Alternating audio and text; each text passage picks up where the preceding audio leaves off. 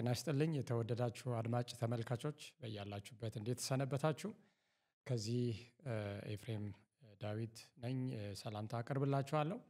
ሁላችሁንም ወደዚህ የመጽሐፍ ቅዱስ ጥናት ወደምናደርግበት እዩና ዳኑ በሚለው እየተመለከትን አምስተኛው ክፍል ላይ ወደ ደረስንበት ክፍለ ጊዜ እንኳን ደህና መጣችሁ እላለሁ። ዛሬም የእግዚአብሔርን ቃል አብረን እናጠናለን፣ እንጸልያለን። እሱ እንዲያስተምረን እንጋብዘዋለን። እናም ሁላችሁም ከኔ ጋር በያላችሁበት በተለይ ዛሬ የምንመለከተው እስካሁን ካየናቸው ጋር ተገናኝቶ ግን አስፈላጊ ከመሆኑ የተነሳ በጣም በጥሞና በጸሎት መንፈስ ሆናችሁ እንድታዳምጡ ለሌሎችም ይህን እንድታጋሩ አደራ ብዬ እጀምራለሁ። እንጸልይ። አባታችን መድኃኒታችን ቅዱስ የሰማይና የምድር ፈጣሪ እግዚአብሔር ሆይ በጌታ በኢየሱስ ክርስቶስ ስም ስለ ታማኝነትህ እጅግ አድርገን እናመሰግናለን። በዘመናት ሁሉ ስለማይቀየረው ያንተ ባህሪ ዛሬም በእኛ ውስጥ ልትፈጽመው ስላለው ስለ ቃል ኪዳንህ ክብር ምስጋና ላንተ ይሁን። አሁንም ደግሞ ቃልን አንተ ብቻ አስተምር፣ እኔን ዕቃ አድርገህ ተጠቀም። ሕዝብህም ይህንን እውነት ይህንን ታላቅ ተስፋ መረዳት መቀበል እንዲችል የሚያደምጡትን ሁሉ በዚህ እንድትባርክ ጸልያለሁ። በጌታችን በኢየሱስ ክርስቶስ ክቡር ስም አሜን። በዚህ ክፍል 5 ውስጥ የአምላክን የመለኮትን የማይለወጥ ታማኝነት እንድናይ ጋብዛችኋለሁ። እንግዲህ እስካሁን ባየናቸው ተከታታይ ክፍሎች አምላክ እኛን እንደሚያጸድቅ፣ እኛን እንደሚያድን፣ የኛ ድካም፣ የኛ የኋላ ታሪክ፣ ከዚህ በፊት የሰራናቸው ኃጢአት፣ የእግዚአብሔርን ሕግ መተላለፍ ምንም እውነት ወይም ሐቅ ቢሆንም ያንን ሁሉ ይቅር በማለት ያንን ሁሉ በመተው ያንን ሁሉ በማንጻት እንደሚለውጠን ነው። መለወጥ እኛን ማጽደቅ ብቻ ሳይሆን በኃጢአት ላይ ድል እንደሚሰጠንም እያየን ነው በተለያየ መልኩ። ይህንን ስናስብ እንግዲህ አንድ ነገር ወደ አእምሯችን ይመጣል ብዬ አስባለሁ። ያ ምንድን ነው? የእኛ ድካም። ብዙ ጊዜ ቃል ኪዳን ገብተን ቃል ኪዳናችንን አለመጠበቃችን፣ እጃችንን አውጥተን ሊሆን ይችላል፣ በልባችን ሊሆን ይችላል። አምላክ ከዚህ በኋላ ይህንን ስህተት አልሰራውም፣ ይህንን ኃጢአት አልደግመውም ካልን በኋላ ግን ተመልሰን እዛ ውስጥ የምንገኝበትን ህይወት ስናየው ቢነገረን ምንም ተስፋ የማይሰጥ መስሎ ሊታየን ይችላል። ነገር ግን ዛሬ በዚህ ሁኔታ ውስጥ ያለን ሰዎችን ሁሉ ወደዚህ ትምህርት ጋብዛችኋለሁ። እኛ ከአምላክ ጋር በምናደርገው ግንኙነት አምላክ የሚከተለው መርህ ምንድን ነው? ከመጀመሪያው አዳም እስከ መጨረሻዋ ቤተ ክርስቲያን ድረስ መለኮት የሚያደርገው ግንኙነት በራሱ ታማኝነት ላይ በመመስረት እንጂ በህዝቡ ወይም በሰው ላይ ተመርኩዞ አይደለም። በእኛ ሁኔታ ላይ ቢመረኮዝና መሰረታዊ ቢያደርገው የእኛን ምላሽ ወገኖቼ ምንም ተስፋ የለውም ሰብአዊ ፍጡር። ነገር ግን አምላክ ከራሱ በመነሳት በራሱ ታማኝነት ላይ በመቆም ይህንን ግንኙነት ያደርጋልና እስቲ ከመጽሐፍ ቅዱስ እንመልከት። ለዚህ መሰረት የሚሆነው የመጀመሪያው ጥቅሳችን በሰቆቃው ኤርምያስ ምዕራፍ 3 ቁጥር 23 ላይ የሚገኘው ይሄ አጭር ቃል ነው። ታማኝነትህ ብዙ ነው የሚል። እንግዲህ ብዙ ነው የሚለውን ቃል በሌላ ትርጉም ስናየው ታማኝነትህ ታላቅ ነው ይላል። ምን ማለት ነው ታላቅ ነው? አሁን እናያለን። እንግዲህ ይሄ አምላክ በዘመናት ሁሉ ከህዝቡ ጋር የሚያደርገው ግንኙነት በሱ ታማኝነት ላይ ምን ያለ ነው? የተመሰረተ ነው። በዚህ ሁሉ አንድ የማይለወጥ ዘላለማዊ ዓላማ አለው። ከኛ ጋር ከቤተ ክርስቲያን ጋር በአጠቃላይ ማለት ነው። መለኮት ግንኙነት ሲያደርግ አንድ የማይለወጥ ዓላማ አለው። ያንን ዓላማ ለማሳካት ታማኝነቱን የማይለወጠውን ማንነቱን ይዞ ይቀጥላል። ከዘፍጥረት ምዕራፍ 1 ቁጥር 27 ጀምሮ ከመጀመሪያው የሰብአዊ ፍጡር አባት ከነበረው አዳም ጋር አምላክ ያደረገውን ቃል ኪዳን እንመልከት። ከዛ በኋላስ ምን ተፈጠረ? ይህንን አብረን እንይ። ዘፍጥረት ምዕራፍ 1 ቁጥር 27 እስከ 8፣ ዘፍጥረት 1 27 እስከ 8 እንዲህ ይላል። እግዚአብሔርም ሰውን በመልኩ ፈጠረ፣ በእግዚአብሔርም መልክ ፈጠረው፣ ወንድና ሴት አድርጎ ፈጠራቸው። እግዚአብሔርም ባረካቸው፣ እንዲህም አላቸው፣ ብዙ ተባዙ፣ ምድርንም ሙሏት፣ ግዟትም፣ የባህርን ዓሦችና የሰማይ ወፎችን በምድር ላይ የሚንቀሳቀሱትንም ሁሉ ግዟቸው። ይህንን ስናይ እጅግ በጣም በበረከት የተሞላ ቃል ኪዳን። በዚህ መጽሐፍ እንደምንመለከተው ይህ በረከት በቅድመ ሁኔታ ላይ የተመሰረተ ነው። በምን ላይ? እግዚአብሔርን በመታዘዝ ላይ፣ እግዚአብሔር የነገረውን ቃል በመስማት ላይ። ብዙ ተባዙ ምን ማለት ነው? የፈጠረው ምድር አለ፣ የፈጠረው ሰማይ አለ። ያንን ሁሉ አዳምና ዘሩ እንዲሞላ አምላክ ፈቃዱ ነው። ዝም ብሎ መራባት፣ መውለድ፣ መዋለድ ነው ወይስ ምንድነው? ብዙ ተባዙ በዛ ውስጥ ምን አለ ወገኖች? የአምላክ ባህሪ የያዙ ወንዶችና ሴቶች በምድር ላይ ምድርን እንዲሞሉ ነበር ሐሳቡ። ከዚህ ምድርም በሚወጡበት ጊዜ ኃጢአት ወዳልገባበት ዓለምን በሚሄዱበት ጊዜ ይህንን የመለኮትን ክብር ተሸክመው ምን እንዲሉ እንዲያንጸባርቁ ነበረ ዓላማው። እንግዲህ የአዳም ውድቀትን ለእናንተ አልነግርም። ይህንን የማያውቅ ሰው አለ ብዬ አላምንም። ምንም እንኳን አዳም በሚስቱ መታለል ቢወድቅም በዘፍጥረት ምዕራፍ 3 ቁጥር 15 ላይ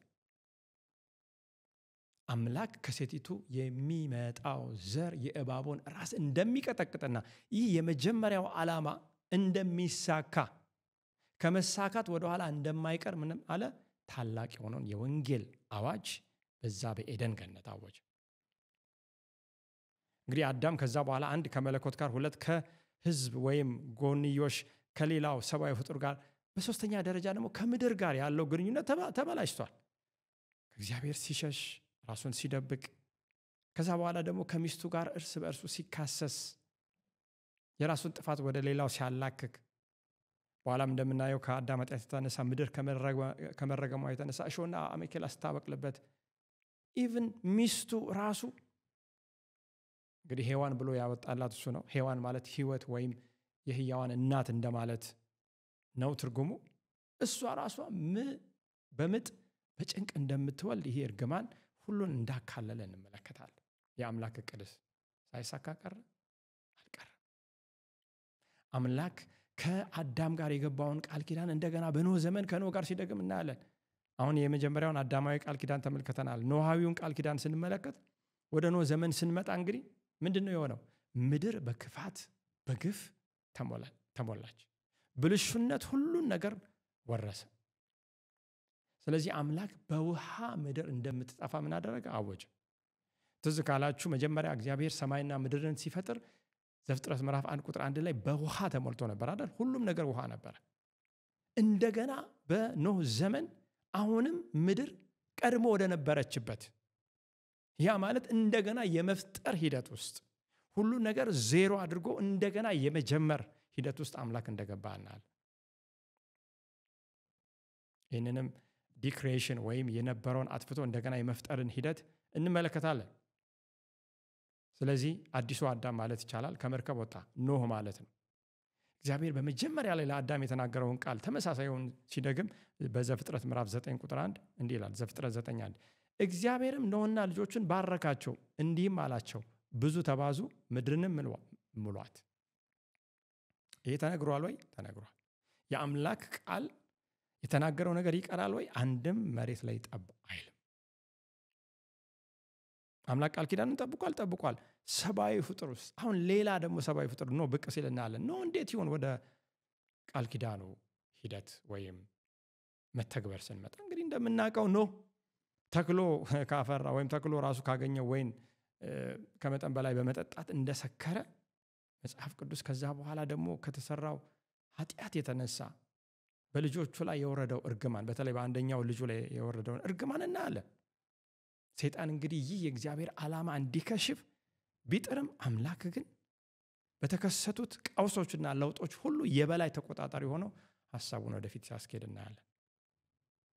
ከዛ በኋላ አብርሃማዊ የሆነውን ቃል ኪዳን እንመለከታለን። በሶስተኛ ደረጃ እንግዲህ በጥንት ጊዜ የነበረው ይህ ሰብአዊ ፍጡር ታሪክ በዘፍጥረት ምዕራፍ 11 እንደምንመለከተው በእግዚአብሔር ላይ አመፅን ምን አደረገ?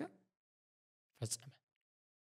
የእግዚአብሔርን የመጀመሪያውን ዋናውን እቅድ ለማክሸፍ ከመለኮት ውጪ ሆነው ከመለኮት ደግሞ የራቀ ህብረተሰብን በመፍጠር ራሳቸውን ወደ ሰማይ ለማድረስና በምድር ላይ ስማቸውን ለማስጠራት በነናምሩድ የተቋቋመው ያ መንግስት የባቢሎን ግንብ ሰራ። እንግዲህ የባቢሎን ግንብ ከዛ በኋላ የግራ መጋባትና የድብልቅልቅ ሁሉ አውልቶ ነው እንደቀረ እንመለከታለን። ህጋዊነትን ወይም ሌጋሊዝም የሚባለውን አስቀድሞ ያ የባቢሎን ህዝብ እንደፈጸመ ጽድቅን በስራ ለማግኘት የተደረገውን ጥረት እናያለን። በዚህ ሁሉ ታማኝነት በጠፋበት ጻድቅ የሚባል ሰው በጠፋበት ታማኝነት በሌለበት እግዚአብሔር አንድም ቢሆን ሰው እንዳለው ግን የአብርሃም ታሪክ ያስተምረናል። እንግዲህ አብርሃምን ከከላዳውያን ኡር እኔ ወደማሳይ ምድር ውጣ እንዳለው እንመለከታለን። ዘፍጥረት ምዕራፍ 12 ቁጥር 1 እንዲሁም ዘፍጥረት 15 ቁጥር 5 እና 6 ከአብርሃም ጋር መለኮት የፈጸመው ቃል ኪዳን እናያለን። ምንድነው የሚለው? እግዚአብሔርም አብርሃምን ባረከው። ዘፍጥረት 12:1 ከአገርህ ከዘመዶችም ከአባትም ቤት ተለይተህ እኔ ወደማሳይ ምድር ውጣ፣ ታላቅ ሕዝብ አደርግሃለሁ፣ ባርክሃለሁ፣ ስምህን አከብረዋለሁ፣ ለበረከትም ሁን፣ የሚባርኩህን እባርካለሁ፣ የሚረግሙህን እረግማለሁ፣ የምድር ነገዶችም ሁሉ በአንተ ይባርካሉ። ይህ ሐሳብ ከመጀመሪያው ጀምሮ ዘፍጥረት ላይ የተነገረው ከአዳም ጋር የነበረው ያስታውሰናል። ዘፍጥረት 15 በተለይ እንዲህ ይላል፣ ወደ ሜዳም አወጣውና ወደ ሰማይ ተመልከት፣ ከዋክብትንም ልትቆጥራቸው ትችል እንደሆነ ቁጠር አለው፣ ዘርህም እንዲሁ ይሆናል። ምን ማለት ነው? ይበዛል። ለአዳም ብሏል? አዎ። ለኖህ ብሏል? አዎ። ለአብርሃም ደግሟል? ደግሟል። አብርሃምም በእግዚአብሔር አመነ፣ ጽድቁም ሆኖ ተቆጠረለት። የአብርሃም ዘር ከዛ ይስሐቅ፣ ያዕቆብ፣ እስራኤል የምንለው ሁሉ መጣ። በኋላ ግን የእግዚአብሔርን ሐሳብ ፈጽሙ ወይ እነዚህ ሰዎች ስትሉ እናጠናለን። የአብርሃም መታዘዝ ምንም በመጽሐፍ ቅዱስ ላይ የተመሰከረለት ነው። ነገር ግን ፍጹም አልነበረም። አብርሃም ልክ አዳም የሔዋንን ሐሳብ እንደሰማ የሚስቱን የሳራን ወይም የሶራን ታሪክ ስንመለከት እሱም የሚስቱን ምክር እንደሰማ እናያለን። ልክ አዳም የሚስቱን አደገኛ የሆነውን ሐሳብ እንደተቀበለ አብርሃምም እንዲሁ ተቀበለ። ሳራም መጀመሪያ አጋርን ወሰደችለት አይደል እንዴ? ሔዋንም መጀመሪያ ለአዳም ለመስጠት ያንን የተከለከለውን ፍሬ ከተከለከለው ዛፍ ቀነጠሰች፣ ወሰደችለት። ልክ ከተከለከለው ዛፍ ቀጥፋ ለአዳም እንደሰጠች ሳራም ለአብርሃም አጋርን ሰጠችው። አዳም ወስዶ በላ ያንን ፍሬ። አብርሃምም ከአጋር ጋር ምን አደረገ? ተኛ። የመጣው ውጤት ምንድን ነው? አዳም ከገነት እንዲወጣ ተደረገ። አብርሃምንም በዚህ እቅድ ውስጥ ሰይጣን ያስበው ነገር ምንድን ነው? ከእግዚአብሔር ቃል ኪዳን እንዲወጣ ነበር። አዎ እስማኤል፣ አዎ እግዚአብሔር ባርኮታል እሱንም። ነገር ግን ይስሐቅ ከመምጣቱ ጋር ተያይዞ ስናይ የአብርሃም ቤት ከዛ በኋላ የይስሐቅም የእስማኤልንም ታሪክ ስናይ ምድር እንደገና በአሳዛኝ ሁኔታ ሁለት በፍጹም ሊጣጣሙ በማይችሉ ነገዶች ወይም ዝርያዎች እስካሁን ድረስ ግጭት ውስጥ እንዳለች እንመለከታለን። ታዲያስ አምላክ ቃል ኪዳኑን ጠበቀ ወይ? አዎ ወገኖች፣ እነዚህን የምናየው ለምንድን ነው? እኛ ምንም እንኳን በተደጋጋሚ ብንወድቅ፣ በተደጋጋሚ ስህተት ብንሰራ፣ አምላክ ያስቀመጠው የጽድቅና የልጁ ኢየሱስ ክርስቶስ ታላቅ የሆነው ባህሪ ወይም ያ ህይወት፣ ያ ልኬት ከፍ ያለ ቢሆንም ተስፋ መቁረጥ የለብን። ምክንያቱም ሲጠራን ቃል ኪዳን ሲገባ የራሱ ማንነት ላይ ተማምኖ በዚህ በተፈተነው ታማኝነት ላይ እንደ አለት እንደ አምባ በሆነው ነገር ላይ ተመስርቶ ነው አምላክ አንተን የሚጠራው። ከዛ በኋላ ሙሴያዊውን ቃል ኪዳን እንመልከት፣ ከሙሴ ጋር የፈጸመውን። ወደ ዘጸአት ምዕራፍ 1 ቁጥር 7 ላይ ስንሄድ እግዚአብሔር ቃል ምን ይላል? የእስራኤልም ልጆች አፈሩ ወይም ፈሩ ወይም ብዙ ህዝብ ሆኑ ማለት ነው። ከፍሬ ጋር ተገናኝቶ ያለውን ሐሳብ ይገልጻል። እጅግም በዙ፣ ተባዙም፣ እጅግም ጸኑ፣ ምድሪቱን በእነርሱ ምን አለ? ሞላች። ይሄ ቃል ትዝ ይላችኋል? እግዚአብሔር ለአብርሃም ተናግሯል። ከአብርሃም በፊት እግዚአብሔር አስቀድሞ ለኖህ፣ ከዛ በፊትም ለአዳም ተናግሯል። አበዛለሁ፣ ምድርን እሞላለሁ። እነዚህ እግዚአብሔርን የሚያውቁ ሰዎች፣ ለሌላውም እግዚአብሔርን የሚያሳውቁ ሰዎች፣ ባህሪውንና ክብሩን ተሸክመው የሚኖሩ በየሄዱበት ሁሉ አምላክን የሚያሳውቁ ሰዎች እንዲሆኑ ነው ዓላማው። አምላክን ስንመለከት ምድርን እንዲሁ ባዶ እንድትሆን አልፈጠራትም፣ ባድማ እንድትሆን አልፈጠራትም። ነገር ግን በዚህ ውስጥ ጸኑ፣ በዙ፣ ምድሪቱ በእነርሱ ሞላች ቢባልም በግብፅ ወይም በግብፃውያን በባርነት ስር ውስጥ እንደተቀመጡ እንመለከታለን። የበላይ ሆኖ መግዛት ከዚህ ዓላማ የጎደለ እንደሆነ እናያለን። ሰይጣን እንግዲህ በፈርዖን በኩል ይህ ዓላማ እንዳይሳካ ፈርዖንን ካስነሳ በኋላ ፈርዖን የእስራኤል መባዛት እንዲቆም ያደረገው አይደል? የሚወለዱ ወንዶች ሁሉ እንዲገደሉ ነው እቅዱ የወጣው። የአምላክን ቃል ኪዳንና የአምላክን የመጀመሪያውን ሐሳብ የሚያውቀው ሰይጣን ይህንን ከመጀመሪያው ጀምሮ ለማሰናከል በኋላም ልጁ ኢየሱስ ክርስቶስ ሲመጣ ሰኮናውን በመንከስ እንቅፋትና መሰናከል ለመሆን ጣረ። ነገር ግን እግዚአብሔር በሚደንቅ ሁኔታ ሕዝቡን ከግብፅ አውጥቶ በሲና ተራራ ላይ እንደገና ቃል ኪዳኑን ሲያድስ እናያለን። ስለዚህ ከግብፅ ወደ ከነዓን የተደረገው ታላቁ ጉዞ የእግዚአብሔርን ታማኝነት የሚገልጽ ነው። የሕዝቡን ግን መውደቅ እንደገና የሚያመላክት ነው። ዘጸአት 19 ቁጥር 5 እንዲህ ይላል፣ አሁንም ቃሌን በእውነት ብትሰሙ ኪዳኔንም ብትጠብቁ ምድር ሁሉ የእኔ ናትና ከአሕዛብ ሁሉ የተመረጠ ርስት ትሆኑልኛላችሁ፣ እናንተም የካህናት መንግስት የተቀደሰም ሕዝብ ትሆኑልኛላችሁ ይላል። የሰውን ድካም እንግዲህ መለኮት ከጠበቀውና ከተናገረው በተቃራኒ ሆኖ ነው ሕዝቡ የተገኘው። ሙሴ ለ40 ቀን በሲና ተራራ ላይ እያለ ገና ከተራራው ሳይወርድ እስራኤል ከወርቅ የተሰራ ጥጃ አቁሞ ከግብፅ ያወጣ ጣዖት አምላክ ይህ ነው የሚለውን አዋጅ በማስነገር እንዳመለከው እናያለን። እንግዲህ የመጣው መቅሰፍት የመጣው መዘዝም እንደሆነ ታውቃላችሁ። ከጥቂት ሳምንታት በኋላ እንደውም በዘኍልቍ 14:11 ላይ እንደምናየው ከነዓን እንዲሰልሉ የተላኩ ሰዎች ደግሞ በፍጹም ከነዓን መግባት አንችልም፣ በዛ ያሉ ሰዎች የምንችላቸው ጦረኞች ናቸው፣ እኛ በእነሱ ፊት እንዳንበጣ ነን የሚለውን የተናገሩት አብዛኛው ማለት ነው ከኢያሱና ከካሌብ ውጭ። ነገር ግን እግዚአብሔር አሁንም ቃል ኪዳኑን የሚያጸናበትን መንገድ ያይ ነበር። አሁን በምናያቸው ታሪኮች በየጊዜው አዳዲስ ሰብአዊ ፍጥሮች ብቅ አሉ። መጀመሪያ አዳም፣ ከዛ በኋላ ኖህ፣ አብርሃም፣ ሙሴ። እግዚአብሔር ሕጉን በመስጠት ከእስራኤል ጋር የገባውን ኪዳን አፈረሰ ወይ ስንል አላፈረሰም። ከነዚህ ብቅ ከሚሉ ሰብአዊ ፍጥሮች ጋር ታማኝነትን ከሚጠብቁ ሰዎች ጋር እንደገና ቃል ኪዳኑን ሲያድስ አዳዲስ ከሆኑ ሁኔታዎች ጋር እግዚአብሔር ራሱን ሲያስማማ ከዛ ታማኝነቱ ሳይለወጥ እንዲጸና ሲያደርግ ነው የምናየው። በአምስተኛ ደረጃ ከዳዊት ጋር የተደረገውን ቃል ኪዳን እናያለን። ወደ ዳዊት ከመምጣታችን በፊት እንግዲህ ኢያሱ ሕዝቡን ወደ ከነዓን አስገብቶ እዛ አስቀመጠ አይደል? 12ቱም ነገድ እዛ ተቀመጠ። ኢያሱ እስራኤልን ከነዓንን ካስወረሳቸው በኋላ ግን በሽምግልናው ጊዜ እግዚአብሔር ያዘዘውን ትእዛዝ እንዳትተላለፉ፣ ሕጉን ቃል ኪዳኑን በተላለፋችሁ ጊዜ፣ የአሕዛብን ጣዖታት ሄዳችሁ ባመለካችሁ ጊዜ፣ ከአሕዛብም ወስዳችሁ ለልጆቻችሁ ልጆችን በሰጣችሁ ጊዜ አሕዛብ ላይ የደረሰው ባጭሩ እናንተ ላይ ይደርሳል። እግዚአብሔር ከተተከላችሁበት አገር ይነቅላችኋል፣ ያጠፋችኋል ብሎ ተናግሮ ያ ሽማግሌው ኢያሱ አረፈ። ይህንን ማስጠንቀቂያ ግን ቸል አሉ። ዛሬም እኛ በጣም በሚገርም ሁኔታ አምላክ ቃል ኪዳኑን አይለውጥም፣ ግን ማስጠንቀቂያውን ይነግረናል። እኛም ቸል ካልን ኢያሱ የተናገረው ነገር ነው። በተለይ በኢያሱ 24:15 ላይ እንግዲህ የምታመልኩትን ዛሬ ምረጡ፣ አባቶቻችሁ ከወንዝ ማዶ ያሉ አማልክቶችን እንዳመልኩ የምታመልኩ ከሆነ ምረጡ፣ እኔና ቤቴ ግን እግዚአብሔር እንላለን እናመልካለን የሚለውን ሲናገር በእስራኤል ውስጥ ያለውን አደጋ ተመልክቷል። ወገኖች ዛሬ እንዲህ አይነት አምልኮ ውስጥ እኔ አልገባም ልትሉ ትችላላችሁ። አዎ፣ ጣዖት ማለት ከእግዚአብሔር በላይ የምንወደው ነገር ነው። ጣዖት ማለት በኋላ እንደምናየው ልባችንን ከአምላክ በላይ አብልጠን የሰጠነው ነገር ነው። ስለዚህ በጣም የሚደንቀው ነገር አስቀድሞ እስራኤልን እግዚአብሔር ተጠቅሞ እነዛን የከናናውያን አሕዛብ መንግስታትን እንዳጠፋ አሁንም ደግሞ እነዛን ህዝቦች ተጠቅሞ በመሳፍንት ታሪክ እንደምንመለከተው እስራኤልን ሲያስጨንቅ እናያለን። እስራኤልን ከሀገሩ ሲያፈናቀል፣ እስራኤልን ሲወር ያንን መቅጫ አድርጎ አሕዛብን ሲጠቀም እናያለን።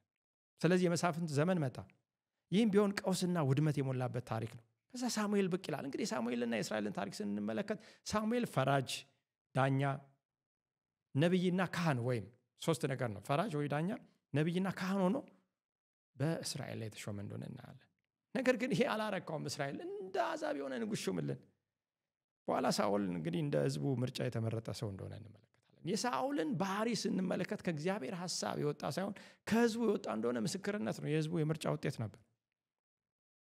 በኋላ ግን እንደ ልቤ ያለው የእሴይ ልጅ ዳዊት ወደ ምስሉ ሲመጣ እንመለከታለን።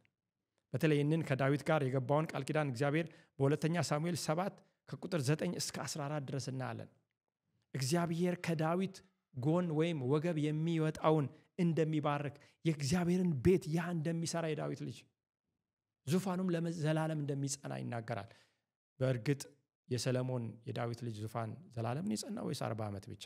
40 ዓመት ብቻ ነበር። ይሄ ግን ሁለትዮሽ ትንቢት ነው። በእነዚህ ሰብአዊ ፍጥሮች ሁሉ ያልተሳካውን አምላክ ቃል ኪዳኑን ደጋግሞ ቢገባም ሰብአዊ ፍጥር ሊያደርግ ያልቻለውን የዳዊት ልጅ መጥቶ ግን ፈጽሞ ይህንን ቃል ኪዳን እንደሚያጸና ወደ መጨረሻው እንደሚያመጣ የሚናገር ትንቢት ነበረ። በኋላ የእስራኤልን ታሪክ በምንመለከትበት ጊዜ የላይኛው የእስራኤል ነገድ 10 እንደጠፋ የታችኛው ደግሞ ይሁዳ የተባለው እንደተማረከ እንመለከታለን። እነዚህ ሁሉ የአመጽ ውጤት ማሳያ ናቸው።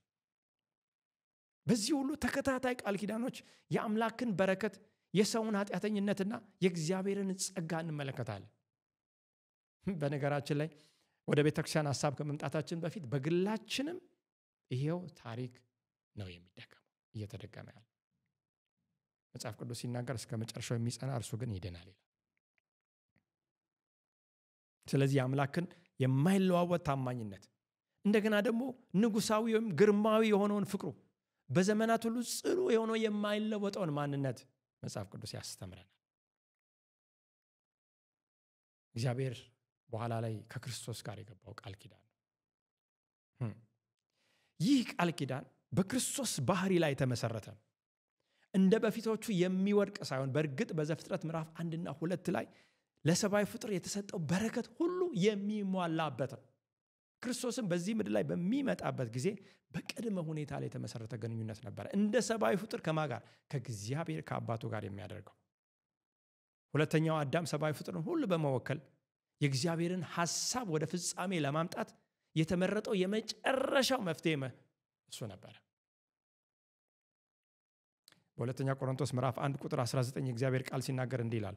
ሁለተኛ ቆሮንቶስ 1:19 የእግዚአብሔር ልጅ ኢየሱስ ክርስቶስ አዎንና አይደለም አልነበረም ይላል። እና አብርሃም አዎ፣ እነ ሙሴ አዎ፣ እነ ኖህ አዎ፣ እሺ እንስማማለን እናደርጋለን ካሉ በኋላ እንደወደቁት አዎንና አይደለም አልነበረም። ነገር ግን በእርሱ አዎን ሆኗል ይላል። እግዚአብሔር የተመሰገነ ይሁን። እግዚአብሔር ለሰጠው የተስፋ ቃል ሁሉ አዎን ማለት በእርሱ ነውና በጣም የሚደንቅ ነው። አምላክ ይህንን ዓላማ ለማሳካት ምን ያህል ነው የሄደው? በእኔ ህይወት፣ በአንቺ ህይወት፣ በእኛ ህይወት ዛሬ ፍቃዱን ያ የማይለወጠውን በኤደን የነበረውን እቅዱን ለማሳካት አምላክ ይተጋል፣ ያደርጋል። ይሄ በእርግጥ እኛ እፎይ ብለን እንድናርፍ በሱ ላይ ምክንያት ይሆነናል። እንዳንሰጋ ራሳችንን አይተን ፈተናችንን አይተን ሁኔታችንን ዙሪያችንን የመጣንበትን የስህተት በጣም ደካማ የሆኑ ምርጫዎችን በመምረጥ ያመጣናቸውን መዘዞች ሁሉ በማየት ተስፋ እንዳንቆርጥ ይረዳናል። ለምን? አምላክ ከኛ ጋር የሚያደርገው ግንኙነት በእኛ ላይ የተመሰረተ አይደለም፣ በቃሉ ላይ የተመሰረተ ነው፣ በራሱ ላይ የተመሰረተ ነው። ስለዚህ ይህንን እንድናምን ብቻ ነው የሚፈልገው እግዚአብሔር። እግዚአብሔር ለሰጠው የተስፋ ቃል ሁሉ አዎን ማለት በእርሱ ነውና። ወደ ዳንኤል መጽሐፍ ልውሰዳችሁ። ትንቢተ ዳንኤል ምዕራፍ 7 ቁጥር 13 እና 14 እንዲህ ይላል። ትንቢተ ዳንኤል 7 13 እና 14 ይህ በጣም ደስ የሚል ነው። በሌሊት ራእይ አየሁ፣ እነሆም የሰው ልጅ የሚመስል ከሰማይ ደመናት ጋር መጣ፣ በዘመናት ወደ ሸመገለውም ደረሰ፣ ወደፊቱም አቀረቡት። እንግዲህ የሰው ልጅ ማን ነው? ክርስቶስ ኢየሱስ ራሱን የሰው ልጅ እያለ ይጠራል። ከሰማይ ደመናት ከመላእክት ጋር መጣ። ይሄ እንግዲህ በራእይ የሚመለከቱ ዳንኤል የፍርድን ሂደት ነው፣ በሰማይ በመቅደስ ውስጥ የሚደረገውን። በዘመናት ወደ ሸመገለው የሚለው እግዚአብሔር አብ ነው። ወደፊቱም አቀረቡት፣ በመላእክት ታጅቦ መጣ። እንዲህ ይላል ቀጥሎ ቁጥር 14 ዳንኤል 7 ወገኖችና አሕዛብ በልዩ ልዩ ቋንቋም የሚናገሩ ሁሉ ይገዙለት ዘንድ ግዛትና ክብር መንግስትም ተሰጥቶ። ትዝ ይላችኋል እግዚአብሔር አዳምን ምንድን ነው ያለው? ብዙ ተባዙ፣ ምድርን ምን በሏት? ግዟት። ይህንን ዓላማ አዳም አላሳካም። ይህንን ዓላማ ኖህ አላሳካም። ይህንን ዓላማ አብርሃም አላሳካም። ይህንን ዓላማ እነ ሙሴ አላሳኩም። ይህንን ዓላማ አዎን ያሰኘው ያሳካው በባህሪው ተፈትኖ ከወርቅ ይልቅ እምነቱ የበረታ ሆኖ የተገኘው የሰው ልጅ ነው። ወገኖችና አሕዛብ በልዩ ልዩ ቋንቋም የሚናገሩ ሁሉ ይገዙለት ዘንድ ግዛትና ክብር መንግስትም ተሰጠው። ግዛቱም የማያልፍ የዘላለም ግዛት ነው፣ መንግስቱም የማይጠፋ ነው ይላል። ወገኖች እኛ የማይጠፋውን መንግስት ነው የምንጠባበቀው።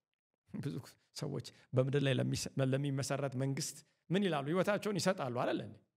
ሌላው የተሻለ ነኝ እኔ የተሻለ እቅድ አለኝ ህግ አለኝ ብሎ ነገ በጦርነትም ሆነ በምርጫም በምንም አይነት ሁኔታ በሉት ለሚሽረው ለሚያጠፋው መንግስት ሰዎች ዛሬ እየሞቱ ነው ያሉት። እኛ ግን የዘላለም ግዛት ለተቀዳጀው የማይጠፋን መንግስት ለያዘው ለክርስቶስ እንሰግዳለን፣ እርሱንም እንከተላለን። ስለዚህ አምላክ በእነዚህ ታላላቅ ታሪኮች ውስጥ በሰብአዊ ፍጡር በመጡ ቀውሶች ውስጥ የላካቸውን መልእክቶች እናያለን። እነዚህን መልእክቶች ስናይ ሁለት ባህሪ አላቸው። አንደኛው ህዝቡ የነበረበትን ማታለያ ጠቁመው ወደ እርሱ ካልተመለሱ ስለሚመጣው ከባድ ውጤት የሚያስጠነቅቁ ናቸው።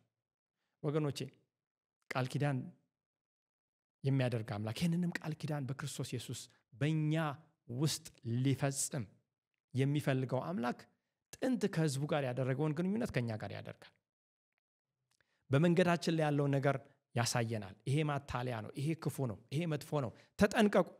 ይህንን ካልተዋችሁ ካልተመለሳችሁ ከባድ ውጤት ያስከትላል፣ መጥፎ ውጤት ያስከትላል ይላል። የመጀመሪያ። ሁለተኛ እነርሱን ለመርዳት ምን እንደሚያስፈልግ በግልጽ ያስቀምጣል አምላክ። እርሱ ሁሉንም ፍላጎት እንደሚያሟላ ብቻ ሳይሆን ይህንንም ፍላጎት እንዲቀበሉ ጸጋን እንደሚሰጣቸው እንደሚያበረታታቸው ማረጋገጫ ይሰጣል። ወገኖቼ ድካማችንን ያለንበትን አደጋ መናገር ብቻ አይደለም። ወገኖቼ ዛሬ ምን አይነት ህይወት ውስጥ ነው ያለን? ቅድም የአብርሃምና የሳራን የአዳምንና የሔዋንን ታሪክ አይተናል። እዛ ላይ አንድ ነገር ሳልናገር ማለፍ አልፈልግም። እንግዲህ ትንቢትን እያየን ነው፣ ትንቢትንም እናጠናለን በተለያየ መልኩ። አብርሃምና ሳራ ወይም አዳምና ሔዋን ባልና ሚስት ናቸው። እግዚአብሔርም ከቤተ ክርስቲያኑ ጋር ያለውን ግንኙነት እነዚህ ሰዎች እንዲያሳዩ ጠርቷቸዋል። የሰሙት ግን የእግዚአብሔርን ቃል ሳይሆን ከጎን ያለውን የስተትን ቃል ነው። አሁን እዚህ ጋር ሴቶችን ለመውቀስ አይደለም።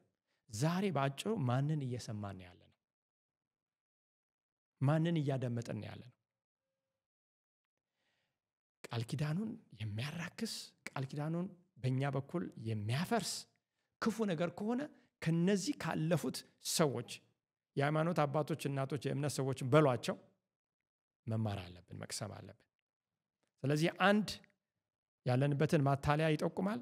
ከዛ ካልተመለስን ከባድ ውጤት እንደሚከተል ያስጠነቅቃል። ሁለተኛ እኛን ለመርዳት ምን እንደሚያስፈልግ በግልጽ ያስቀምጣል። ፍላጎቶቻችንን ሁሉ ለማሟላት ዝግጁ እንደሆነ ይናገራል ማለት ነው። አሁንም በዚህ በመጨረሻ ላይ ያለን ሰዎች የአምላክን ዓላማ ለማበላሸት ሰይጣን የፈለገውን የማታለል አደጋ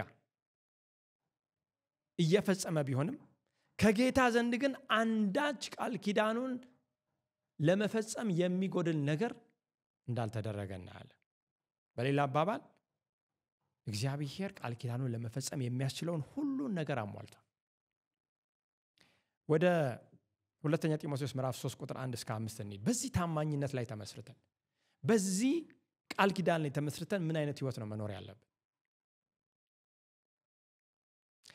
እኔ ምን ያህል እንደሚያጽናናችሁ አላቅም አሁን የተመለከትነው ሐሳብ። እኔ ግን ወገኖች ወደ እናንተ ይህንን ይዤ ስመጣ እግዚአብሔር ልቤን ከመቼውም ይልቅ በዚህ ታማኝነቱ ላይ እንድመሰረት አበረታቶኝ ነው የመጣሁት። ለእናንተም የብርታት እንዲሆን ነው ጸሎቴ። ሁለተኛ ጢሞቴዎስ 3:1 እንዲህ ይላል፣ ነገር ግን በመጨረሻው ቀን የሚያስጨንቅ ዘመን እንዲመጣ ይህን እወቅ። ሰዎች ራሳቸውን የሚወዱ ይሆናሉና ገንዘብን የሚወዱ፣ ትምክህተኞች፣ ትዕቢተኞች፣ ተሳዳቢዎች፣ ለወላጆቻቸው የማይታዘዙ፣ የማያመሰግኑ፣ ቅድስና የሌላቸው፣ ፍቅር የሌላቸው፣ እርቅን የማይሰሙ፣ ሐሜተኞች፣ ራሳቸውን የማይገዙ፣ ጨካኞች፣ መልካም የሆነውን የማይወዱ፣ ከዳተኞች፣ ችኩሎች፣ በትዕቢት የተነፉ፣ ከእግዚአብሔር ይልቅ ተድላን የሚወዱ ይሆናሉ ካለ በኋላ የአምልኮት መልክ አላቸው፣ ኃይሉን ግን ክደዋል። ከእነዚህ ደግሞ ራቅ ይላል። አሁን እነዚህ ባህሪዎችን ቁጭ ብላችሁ እንድታዩ እግዚአብሔር ይፈልጋል። እንደው ደርድሩት በወረቀት ላይ 1 2 3 4 5 6 7 8 9 10 ብላችሁ አስቀምጡና የቱ ጋር ነኝ እኔ? ከዚህ ውስጥ እኔን የሚመለከት ነገር አለ ወይ? ራሴን የምወድ ሰው ነኝ? ገንዘብን የምወድ ሰው ነኝ? ትምክተኛ ነኝ? ትዕቢተኛ ነኝ? ተሳዳቢ ሆን ለወላጆቼ የማልታዘዝ የማመሰግን ባለኝ ነገር የማረካ ቅድስና የሌለኝ ነኝ? ፍቅር የሌለኝ ነኝ? እርቅን የማይሰማ ሰው ነኝ? ሐሜተኛው ሰውን ያማው ይሆን? ራሴን የማልገዛ መሻቴን የማልገዛ ሆን? ጨካኝ ነኝ? መልካም የሆነውን የማልወድ ነኝ? ከዳተኛ ሆን? ሰዎችን ክጄ ሆን? ችኩል ሆኜ ነገሮችን አበላሽቼ ሆን? በትዕቢት የተነፋው ልሆን? ከእግዚአብሔር ይልቅስ ተድላን የሚወዱ ተብሎ እንደተጻፈ እንደዛው ብዬ መጠየቅ አለብኝ። ወገኖቼ ከእግዚአብሔር ይልቅ ሌላ ነገር የሚወድ ሁሉ ጣዖት አምላኪ ነው። በደንብ ያዙ ይሄንን። እነዚህ ሰዎች ምን አይነቶች ናቸው አለ ጳውሎስ? የአምልኮት መልክ አላቸው፣ ኃይሉን ግን ክደዋል። ከነዚህ ደግሞ ራቅ። ይሄንን በደንብ እንመልከተው። ይህ ስለ አሕዛብ ወይም በክርስቶስ ኢየሱስ ስላላመኑት ሳይሆን ስለ ቤተ ክርስቲያን የእግዚአብሔር ሕዝብ ነኝ ስለሚለው የተነገረ ነው። ምክንያቱም አሕዛብ ክርስቶስን የማያውቅ ራሱን ቢወድ ገንዘብን ቢወድ ትምክተኛ ቢሆን ትዕቢተኛ ቢሆን አይገርምም። ምክንያቱም በክርስቶስ ያልተለወጠ ልብ የሰማዩን ሳይሆን የላዩን ሳይሆን የምድሩን የዓለሙን ነው የሚወደው። ለወላጆቻቸው የማይታዘዙ የማያመሰግኑ ቅድስና ፍቅር የሌላቸው እርቅን የማይሰሙ ቢሆኑ ከዳተኞች ቢሆኑ አይገርምም፣ አሕዛብ ናቸው። እንደውም ይሄ ምን ይላል? ይጠበቃል። ይህ የመጨረሻ ዘመን ምልክት ሆኖ የተተነበየ ትንቢት ሲሆን የሚመለከተውም እኔ ክርስቲያን ነኝ የክርስቶስ ተከታይ ነኝ የሚለውን ሁሉ ነው። ክርስቶስን ጌታ ሆይ ጌታ ሆይ የሚሉ ነገር ግን የእርሱ መልክና ባህሪ የሌላቸውን ሰዎች የሚወክል ነው። ክርስቲያናዊ ባልሆነ ህይወታቸውና ባህሪያቸው የተነሳ በጣም በሚያሳዝን መልኩ የአምላክን ኃይል ምን ያሉ ነው? የካዱ ናቸው። ሃይማኖተኞች እንደሆኑ ይናገራሉ፣ ነገር ግን በስራዎቻቸው እምነታቸውን የጣሉ እምነታቸውን የካዱ ናቸው። በደም ስም ወገኖች፣ ይህንን በተለይ የምንከታተል የእግዚአብሔርን ትእዛዝ እንጠባበቃለን፣ የክርስቶስን ዳግም ምጽአትም እንጠብቃለን።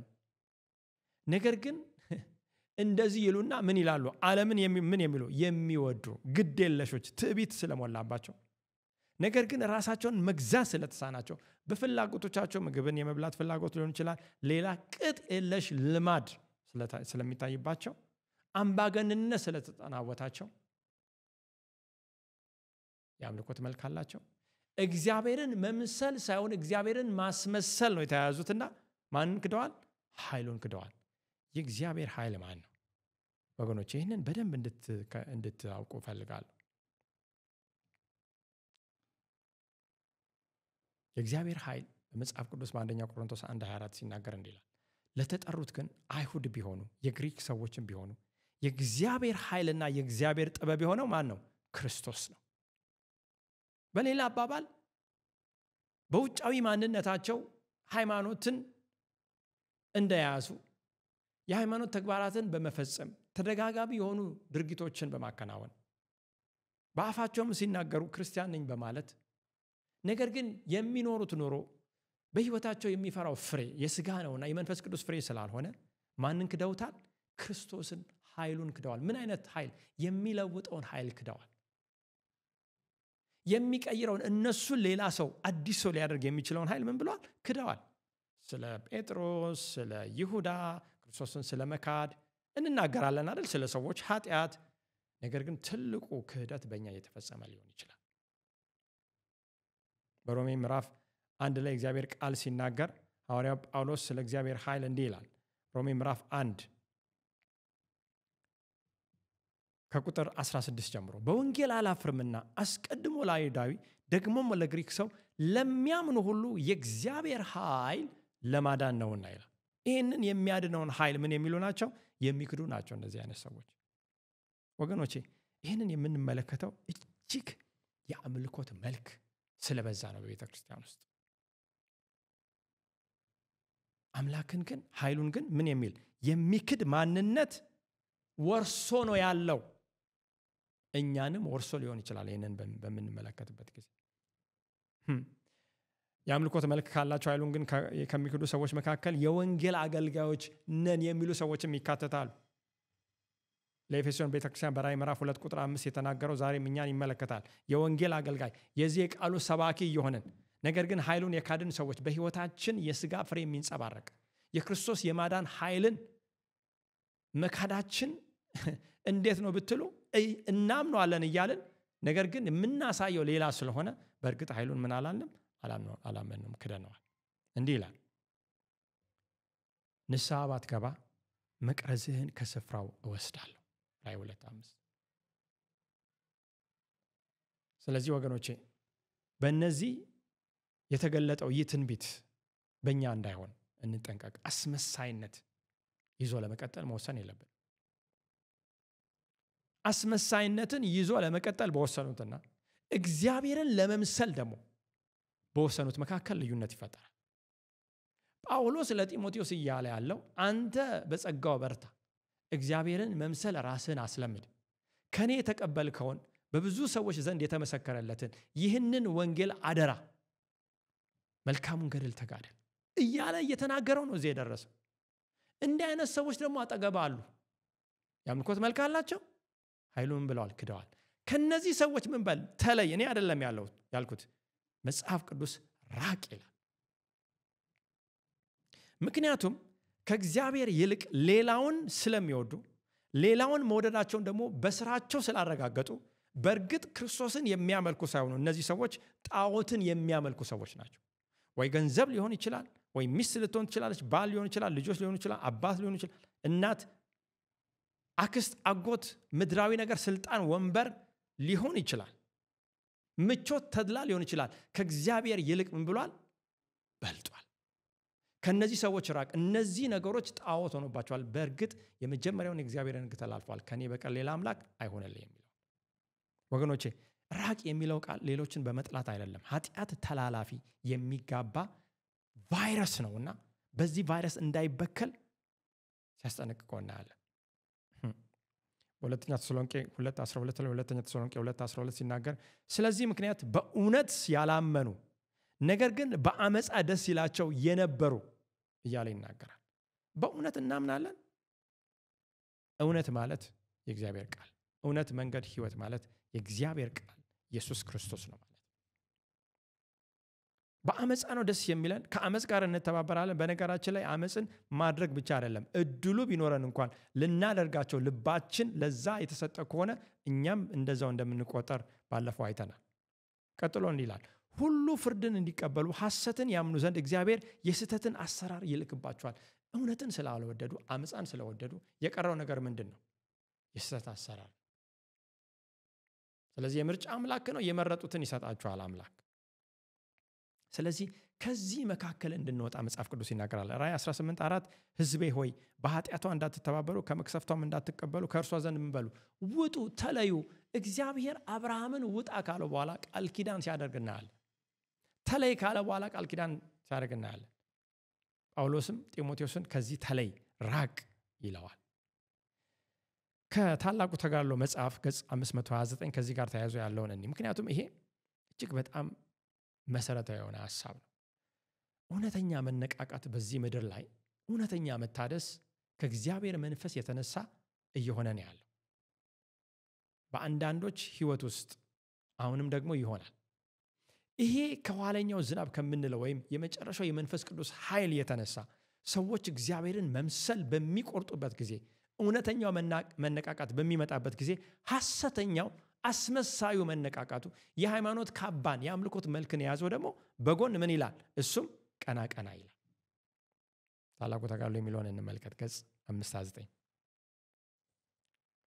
በመጨረሻው ምድር በእግዚአብሔር ፍርድ ከመጎብኘቷ በፊት ከሐዋርያት ጊዜ በኋላ ታይቶ የማያውቅ እውነተኛ የሆነው የእግዚአብሔርን የመምሰል መነቃቃት በእግዚአብሔር ሕዝቦች መካከል ይሆናል። ይህ በጣም ደስ የሚል። ከዚህ መካከል መሆን እንፈልግ ይሁን? እኔ እፈልጋለሁ። የእግዚአብሔር መንፈስና ኃይል በልጆቹ ላይ ይወርዳል። በዚያን ጊዜ የዚህ ዓለም ፍቅር የእግዚአብሔርና የቃሉን ፍቅር ከተካባቸው ወይም ቦታ ከወሰደባቸው አብያተ ክርስቲያናት ብዙዎች ራሳቸው ምን ይላሉ? ይነጥላሉ። ተለይ፣ ራቅ የሚለውን ቃል እናስታውሳለን።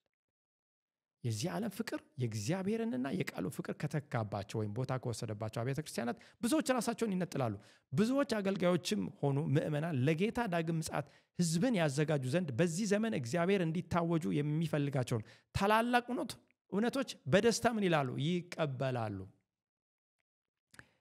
ይሄ ትንቢት፣ ይሄ ቃል ኪዳን ማለት ነው። በቃል ኪዳን ውስጥ ይሄ የታሰረው ይሄ እውነት ይሄ ተጠቀለለው ከመሆን የሚያግደው ነገር የለም። ታማኝነቱ ይህንን ያደርጋል። የኔና የእናንተ ድካም አይደለም። የምናየው የምንሰማው በስሜት ሕዋሶቻችን የምናዳምጠው ነገር አይደለም። አምላክ ያደርገዋል። የነፍሳት ጠላት ይህንን ስራ ለማደናቀፍ ይጥራል። እንዴት ነው? በደንብ ስሙ። ይህ አይነቱ ንቅናቄ የሚከሰትበት ጊዜ ከመምጣቱ በፊትም የሚመሳሰል ማታለያ በማቅረብ ሊገድበው ይጥራል። እውነተኛው መነቃቃትና ተሐድሶ በክርስቶስ ጽድቅ የመሸፈንና የእግዚአብሔርን ባህሪ ለዓለም የማሳየት ያ የአምላክ እቅድ መጀመሪያ ኤደን ገነት የነበረው ማለት ነው። ወደ መሳካት ሲመጣ ሰይጣን በዚህ በኩል አስመሳዩን ይሰራና የአምልኮት መልክን ያመጣና ብዙዎችን በዚህ ጎራ ውስጥ ይከታል። በዚህ አይነት ነው ተጋድሎ የሚፈጸመው። እንቀጥል። በአታላይ ኃይሉ ስር ሊያደርጋቸው በሚችለው አብያተ ክርስቲያናት ውስጥ የእግዚአብሔር የተለየ በረከት እየፈሰሰ እንደሆነ እንዲመስል ያደርጋል። ማስመሰል የአምልኮት መልክ ኃይሉን ግን የሚክድ ታላቅ ሃይማኖታዊ ፍላጎት መነሳሳት እንዳለው ነው እንዲንጸባረቅ ይደረጋል ወይም ያደርጋል።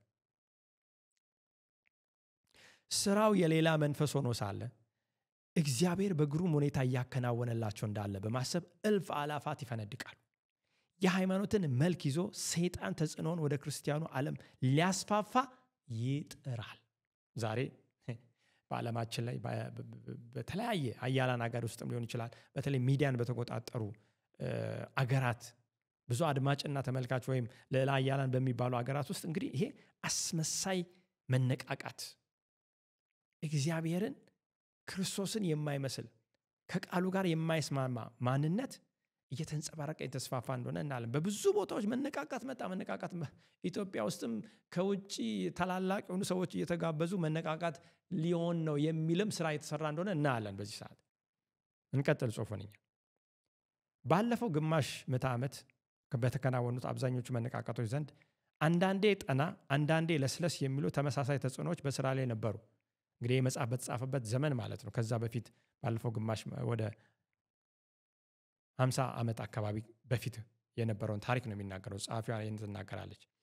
ወደፊት በሚደረጉት መጠነ ሰፊ ንቅናቄዎችም የሚንጸባረቁ ይሆናሉ። ይሄ አስመሳይ አሳሳች የሆነው ንቅናቄ ማለት ነው።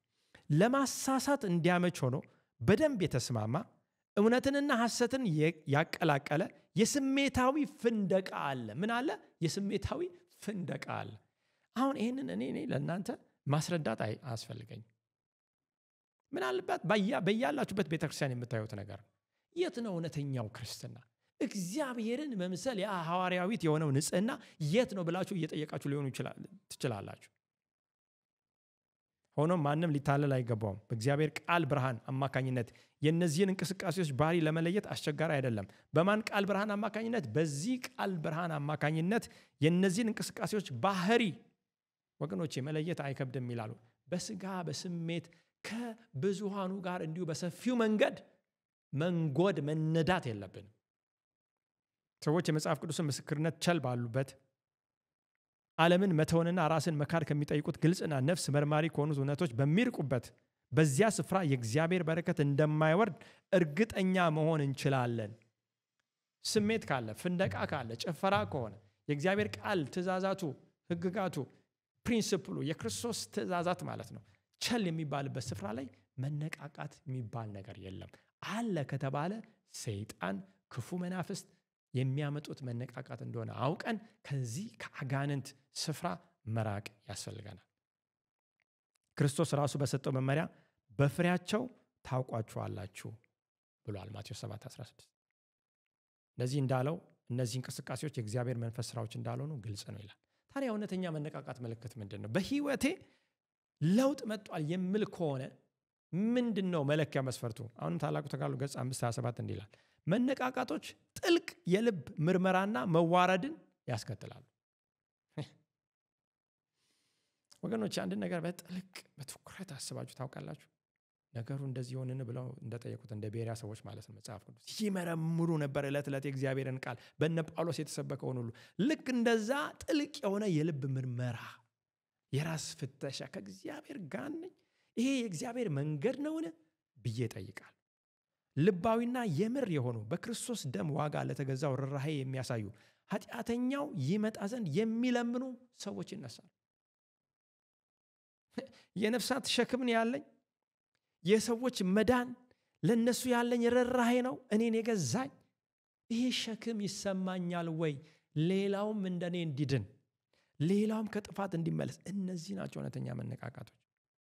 ወንዶችና ሴቶች ይጸልዩ ለሰዎች መዳን ከእግዚአብሔር ጋር ይታገሉ ነበር ይላል መነቃቃት በመጣበት ዘመን።